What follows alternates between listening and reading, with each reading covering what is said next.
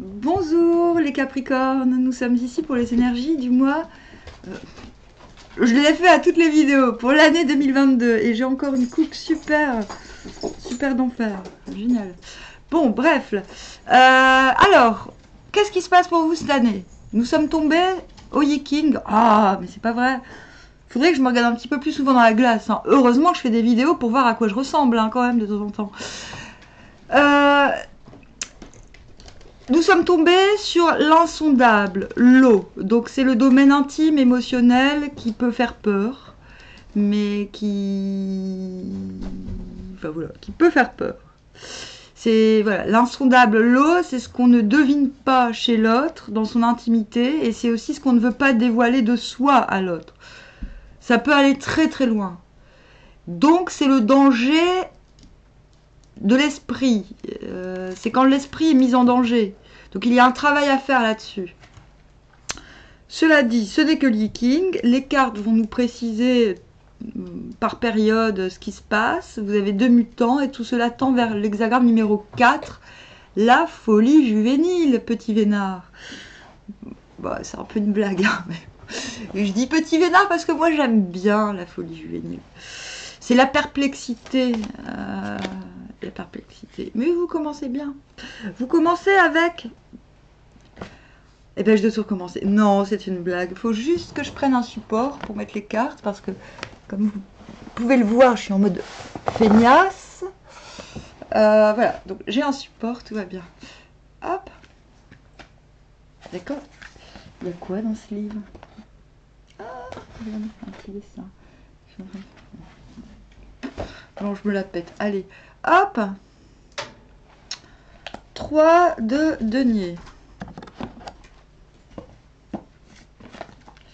Tempérance à l'envers. Hop.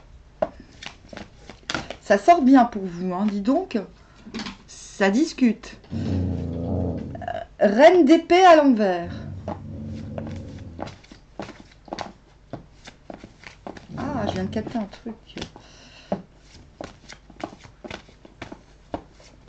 Oh.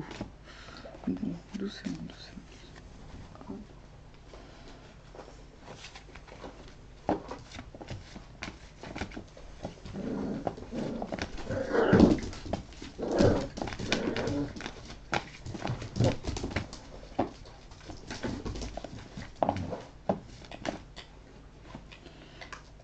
3 d'épée à l'envers sur le 3 de denier à l'endroit.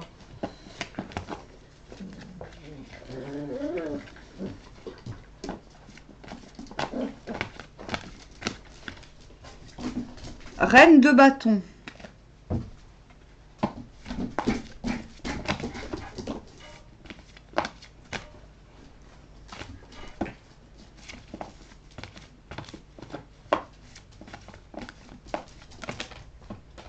Quatre de denier à l'endroit.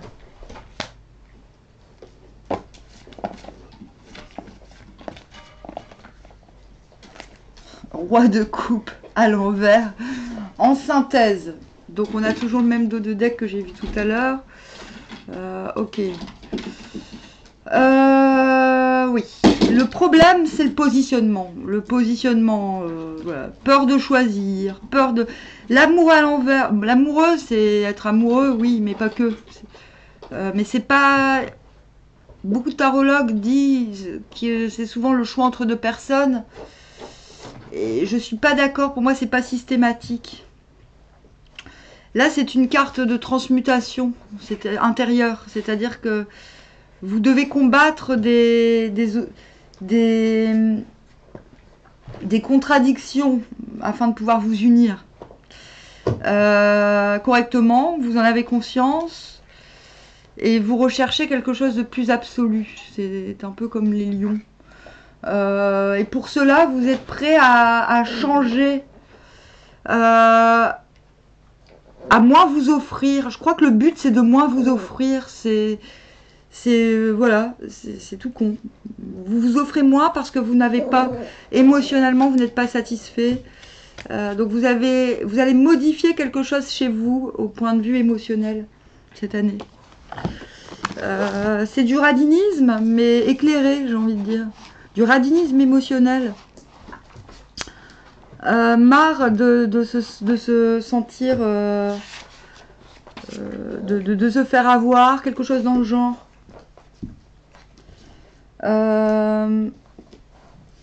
Vous allez développer quelque chose de nouveau dans votre bien-être, enfin dans votre bien-être, dans votre état, dans votre êtreté, pour parler comme les Québécois. Alors, l'abîme n'est pas rempli à déborder, il est seulement rempli jusqu'au bord, pas de blâme. Donc ça, c'est pour la première période, d'accord? Si vous entendez des bruits de dinosaures, ne vous inquiétez pas, j'ai un élevage de dinosaures. Le danger provient de ce que l'on veut aller trop haut. L'eau ne s'accumule pas dans la gorge, mais monte seulement jusqu'au point le plus haut du bord pour en sortir. Donc là, c'est vrai qu'il y a une volonté d'aller haut. Voilà, mais je vous expliquerai après. Bon. Ainsi, dans le danger, il n'est que de s'avancer sur la ligne de moindre résistance. On atteint alors le but. En de telles périodes, de grandes actions ne peuvent être menées à bien. C'est assez si l'on parvient à sortir du danger. Le danger, il est d'ordre émotionnel. C'est la carte de l'écœurement. Vous voyez, le cœur est touché, on est écœuré. Mais c'est à l'envers, dans le sens où le danger, c'est quelque chose de très subjectif. Dans l'hexagramme, l'insondable lot, le danger, c'est la mobilité humaine, la mobilité du cœur, le cœur qui n'est pas stable. Et ce que je vois pour vous dans cette première période, en vérité, c'est janvier-février, vous trouvez l'énergie pour trouver. Bon, vous trouvez l'énergie pour trouver. Moi, j'en sors souvent des comme ça, vous inquiétez pas. Pour trouver votre complément alimentaire. Non, le partenariat. Vous savez exactement ce que vous voulez. C'est ça, viser haut. Vous visez haut. Vous savez que 1 plus 1, ça fait 3. Vous êtes à fond là-dedans. D'accord? Donc janvier-février, j'ai envie de dire qu'énergiquement, vous y allez. Il y a une grande confiance en vous. Vous êtes prêt à offrir vos services dans la matière à des gens méritants, ou alors parce que vous êtes conscient de votre valeur, ou alors on vient vous pécho, quoi, et ça se passe bien. Mais on vous met en garde sur le fait que vous visez trop haut. Rappelez-vous de ce que je vous dis, 1 plus 1 égale 3. Non pas, voilà. C'est-à-dire que ne sortez pas. Parce que ne sortez pas du sens du devoir, dans le sens j'agis pour le commun. Tout ce qui est bon pour moi sera bon pour l'environnement.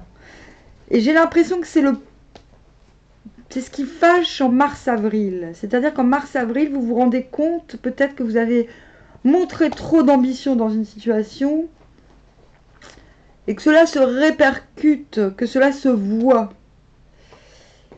Ou alors, parce que soit cela se voit dans le sens où, soit on vous reproche d'avoir trop d'ambition, mais là, dans ce sens, j'ai plutôt l'impression que à cause d'une déconvenue, de quelque chose qui ne marche pas comme vous l'aviez voulu, je pense qu'en mars-avril, vous vous rendez compte que vous aviez mis beaucoup plus d'ambition dans le projet, entre guillemets, que vous l'aviez exposé. C'est-à-dire que ce sentiment de s'être donné, de s'être trop donné, vous laisse... C'est mieux que de ce côté-là. Hein. Là, on est écœuré. On est écœuré, on a envie de vomir tout le temps. On est enceinte. On est enceinte, ça fait 3 mois. Non, là, c'est... On l'a échappé belle.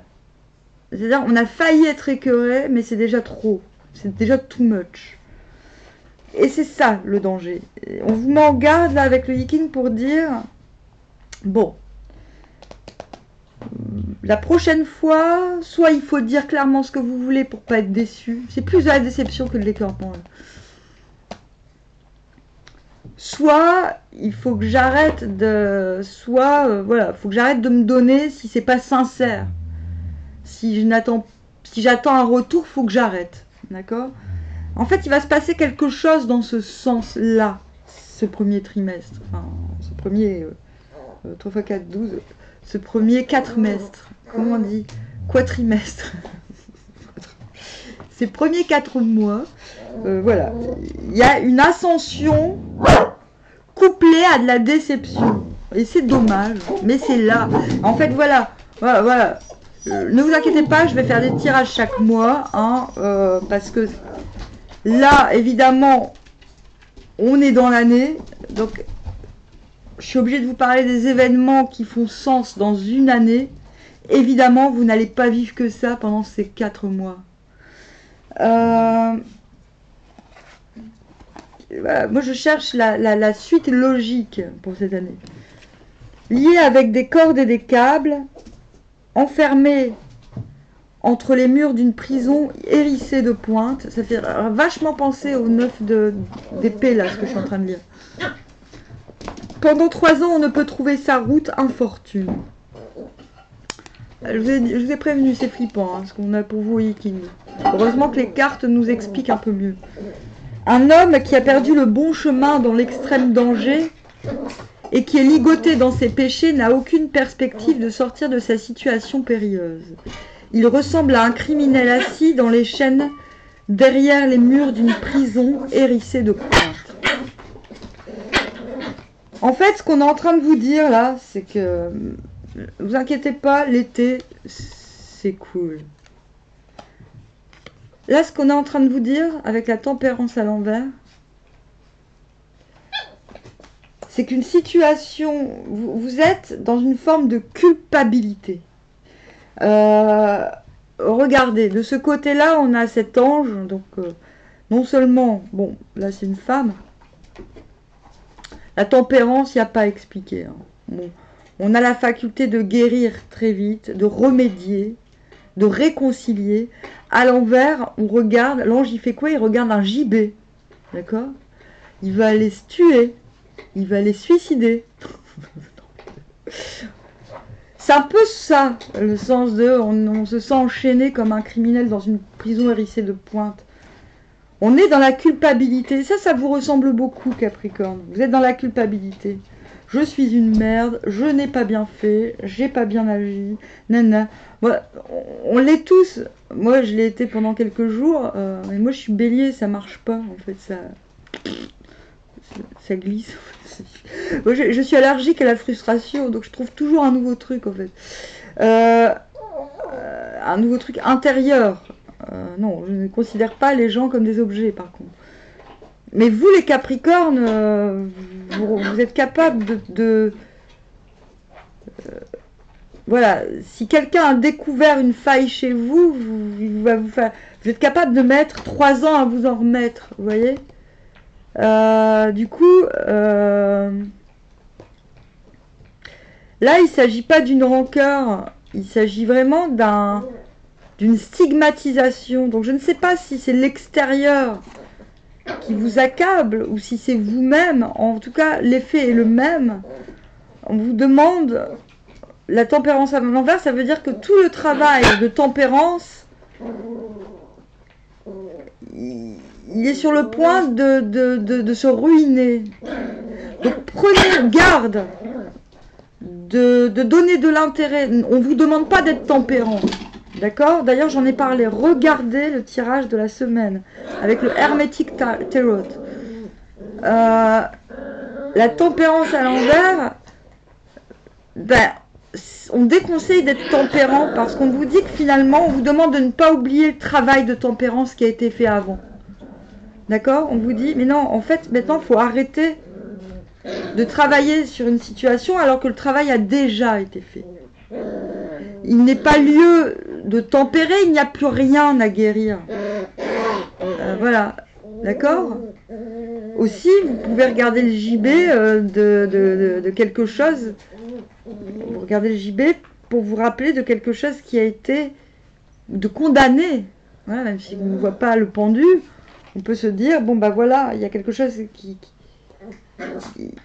voilà, la justice est tombée, le couperet est tombé, quelque chose s'est passé. À vous de décider, soit vous continuez à guérir quelque chose qui n'est plus à guérir, et dans ce cas-là, vous tombez dans une prison parce que vous refaites un travail que vous avez déjà fait, les gars. Hein. Donc ça, c'est mes joies. Les bébés, les bébés, les bébés. Quelle autorité? Les bébés, les bébés.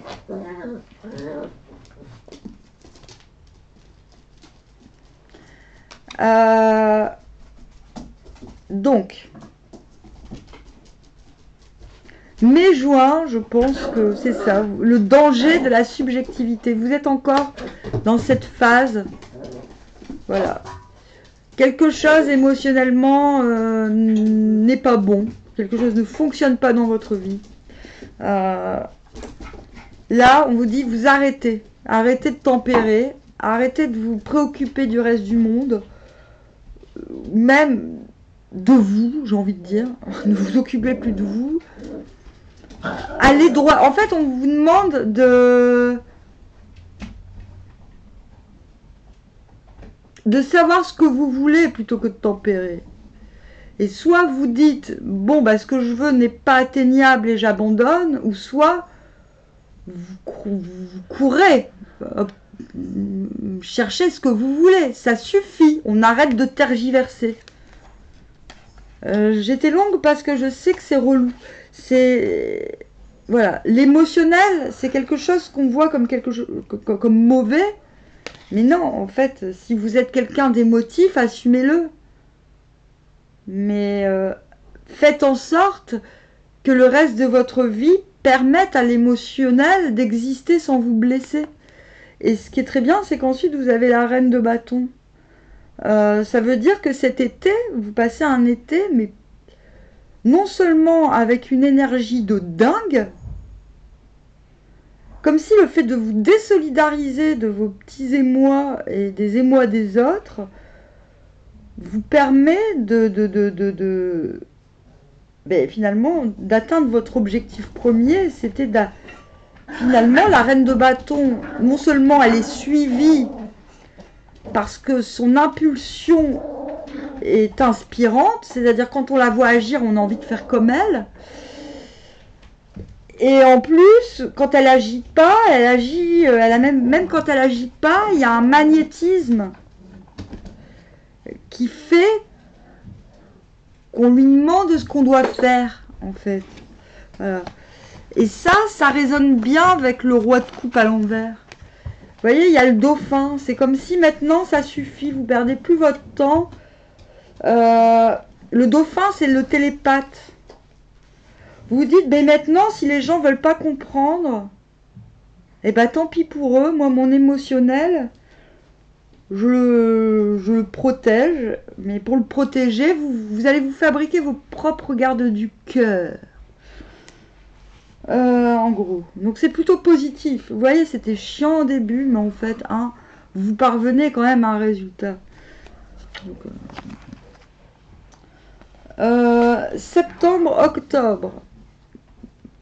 On continue sur la même position. Vous êtes toujours reine, mais reine d'épée à l'envers. C'est-à-dire, là, il va falloir utiliser votre mental, votre clarté,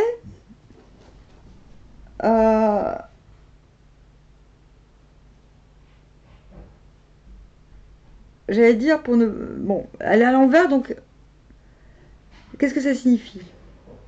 Ça signifie que vous passez de la passion au mental. Mais ce n'est pas grave, parce que vous êtes en position de reine, donc le mental est bien aspecté, si vous voulez. Le seul problème, c'est que là, je ne sais plus ce que je dois dire en premier. Qu'est-ce que je dois dire en premier? C'est que vous évoluez donc vers... C'est comme si vous arriviez, en passant de la reine de bâton à la reine d'épée,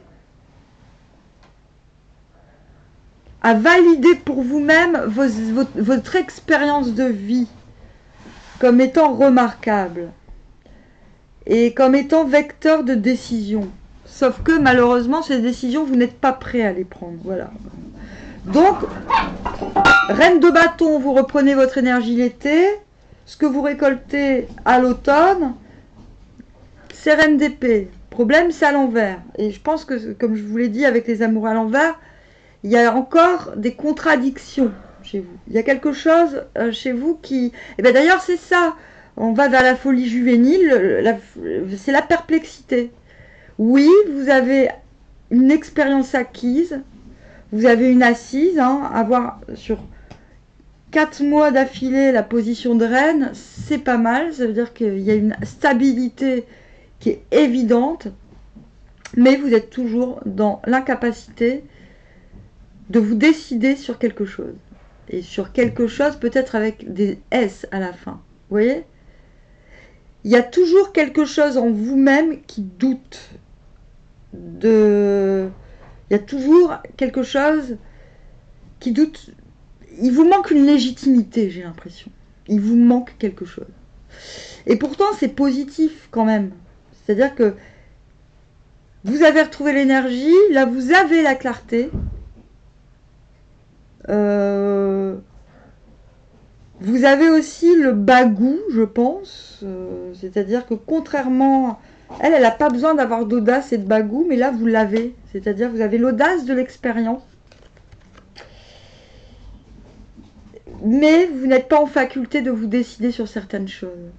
J'ai envie de dire que c'est pas grave parce qu'on est dans le ton. On est dans une année pour vous où la transmutation sur vos choix, elle est en train d'opérer. La folie juvénile, c'est ça, c'est la perplexité. On a encore cet élément télépathique que je vous parlais du dauphin. Là, c'est presque comme vous... Soit vous ne tranchez pas une situation parce que vous estimez que c'est pas à vous de le faire, et dans ce cas-là, c'est hyper positif. J'ai l'impression que c'est plutôt ça. C'est, écoutez, vous renvoyez les gens comme le roi de coupe à l'envers avec les petits dauphins. Parle à mon dauphin, ma tête elle est malade, quoi, c'est un peu ça. Ben là, c'est parle à mon cristal. Voilà, vous remettez les choses à leur place en même temps. D'accord? Donc si vous ne décidez pas certaines choses, si vous n'êtes pas en mesure, c'est pas forcément mauvais. C'est peut-être aussi parce que vous avez la connaissance que c'est pas le moment. Et là, on vous conseille de renvoyer les gens à leur propre mémoire cellulaire plutôt que d'être la personne qui doit porter la responsabilité d'un choix. Donc, moi, j'ai plutôt envie de le voir comme ça, qu'elle soit à l'envers par rapport au jeu, parce que vous êtes face à la perplexité. La folie juvénile, c'est un hexagramme que j'aime beaucoup parce que vous êtes soit le fou, soit le maître, soit les deux à la fois. Et oui, c'est possible. Et le maître, dans le cas présent, ça peut être le Yi-King. Je vais vous raconter une histoire. Par exemple, je tire le Yi-King. Ça, c'était il y a longtemps. C'est un truc qui m'est arrivé genre il y a 10 ans. Quand j'ai commencé à en faire vraiment de manière très... à prendre conscience du matériau que j'avais entre les mains. Tire le Yi-King, il te répond. T'es dubitatif, tu retires le Yi-King, il te retire la même réponse. Tu retires pour être sûr et certain, et là tu tombes sur la folie juvénile. Et il dit, la folie juvénile te dit, mais poser une question est humble, mais poser plusieurs fois la même question devient important.